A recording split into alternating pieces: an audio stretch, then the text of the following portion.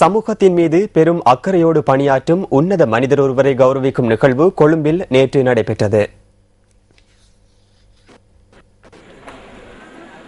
அகில இலங்கை இந்து மாமன்றத்தின் ஏற்பாட்டில் இந்து வித்யா விருத்தி சங்கத்தின் அனுசரணையில் கொழும்பு ரத்மலான இந்து கல்லூரியில் அகில இலங்கை இந்து மாமன்ற அறங்காவலர் சபை, திருக்கேதீஸ்வர ஆலய அறங்காவல் சபை மற்றும் மனிதநேய நிதியம் ஆகியவற்றின் தலைவர் வி கைலாசபிள்ளைக்கான கௌரவிப்பு நிகழ்வு நேற்று நடைபெற்றது. இந்த நிகழ்வில் தமிழ் அறிஞர்கள், சமய ஆர்வலர்கள் உள்ளிட்ட பெரியோர்கள் கலந்து கொண்டு இறை சிரோரத்னம் மனிதநேய மாமணி கைலாசபிள்ளைக்கு தங்கள் வாழ்த்துக்களை தெரிவித்தனர். ஆதரவற்ற குழந்தைகளின் பிறந்தநாள் கொண்டாட்ட நிகழ்வு இதன்போது இடம்பெற்றது. இந்த நிகழ்வில் பிரதம விருந்தினராக கலந்து கொண்ட வடமாகாண முதலமைச்சர் சி வி விக்னேஸ்வரன் சிறப்புரையாற்றினார்.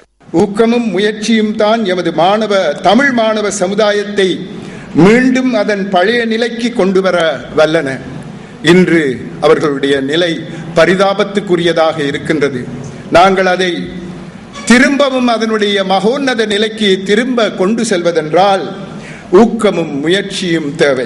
ரத்மலான இந்து கல்லூரியின் மாணவ இலவச விடுதி 1998 ஆரம்பிக்கப்பட்டது.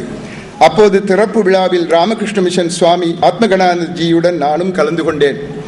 இன்று அந்த இலவச விடுதி நல்ல முறையில் வளர்ந்து வந்து கொண்டிருப்பதாக அறிகின்றேன்.